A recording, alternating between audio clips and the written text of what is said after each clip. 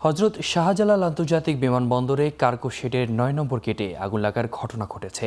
Fire সার্ভিসের প্রায় ১১ মিনিটের চেষ্টায় আগুন নিয়ন্ত্রণে আসে, তবে পুরোপুরি নির্বাপনের জন্য কাজ করছে দমকল বাহিনী।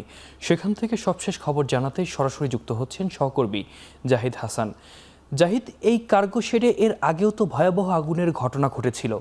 এবারে আসলে আগুনের সূত্রপাত কিভাবে আর ক্ষয়ক্ষতির কোনো তথ্য জেনেছেন কিনা জানাবেন। লগ্ন এই আগুনের যে ঘটনা ঘটেছে এখন পর্যন্ত কর্তৃপক্ষ থেকে এই বিষয়ে কোনো বক্তব্য দেওয়া হয়নি এবং আগুন নিয়ন্ত্রণে এসেছে। গণমাধ্যম কর্মীরা রয়েছেন, আমিও এখানে রয়েছি। ঠিক এই যে গেটটি রয়েছে, এই প্রবেশ গেট যেটি ৯ নম্বর গেট, এর ঠিক বাইরেই গণমাধ্যম কর্মীদের অবস্থান। ভেতরে কাউকে প্রবেশ করতে দেওয়া হচ্ছে না এবং ভেতরের যেই চিত্র বা ভেতরের যেই ঘটনা রয়েছে সেটিও আমরা দেখাতে পারছি না। তবে এখানে উৎসুক জনতার পাশাপাশি যারা বিমানবন্দরের সংশ্লিষ্ট বিভিন্ন পর্যায়ের কর্মকর্তা কর্মচারী রয়েছেন তাদের উপস্থিতি রয়েছে, গণমাধ্যমের উপস্থিতি রয়েছে, ফায়ার সার্ভিসের গাড়িগুলো বাইরে রাখা হয়েছে। তবে এখন আগুন নিয়ন্ত্রণে রয়েছে এবং আগুনের কোনো অবস্থা এখন পর্যন্ত আমাদেরকে কি কারণে আগুন লেগেছিল, কখন লেগেছিল এবং এর আগেও একটি ভয়াবহ অগ্নিকাণ্ডের ঘটনা এই এয়ারপোর্টে হয়েছে, হযরত শাহজালাল আন্তর্জাতিক এয়ারপোর্টে। এরপরে আজকে কিভাবে আগুনটি লাগলো, হঠাৎ করে আগুন লাগার সূত্রপাত কোন জায়গা থেকে, এখন পর্যন্ত ফায়ার সার্ভিস অথবা বিমানবন্দর যে কর্তৃপক্ষ রয়েছে তাদের পক্ষ থেকে আনুষ্ঠানিকভাবে গণমাধ্যমকে কোনো বিষয়ে অবহিত করা হয়নি।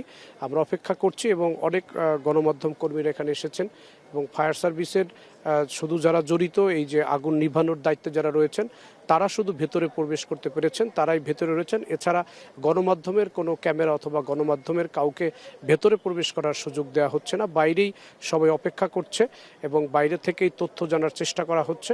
তবে যেটি এখন পর্যন্ত আমরা জানতে পেরেছি সেটি হলো যে আগুনের মাত্রা তেমন শুরু থেকেই ছিল না এবং আগুন খুব অল্প সময়ের মধ্যেই ফায়ার সার্ভিসের যেই গাড়িগুলো এসেছে তারা নিয়ন্ত্রণ করতে পেরেছেন। ফায়ার সার্ভিসে যারা এখানে কাজ করছেন তারা নিয়ন্ত্রণ করতে পেরেছেন, এই তথ্যটি আমাদের জানানো হয়েছে। তবে বিস্তারিত যে তথ্য এবং একটি গুরুত্বপূর্ণ একটি জায়গা যে আন্তর্জাতিক বিমানবন্দর দেশের, সেই বিমানবন্দরে এই নিয়ে দুবার ছোট বড় মিলে অল্প সময়ের মধ্যে দুইবার অগ্নিকাণ্ডের ঘটনা ঘটে গেল।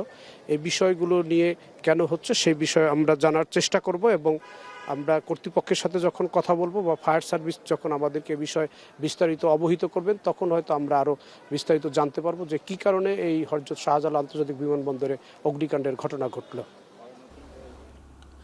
আগুন নির্বাপনের সর্বশেষ জানাচ্ছিলেন সহকর্মী জাহিদ হাসান।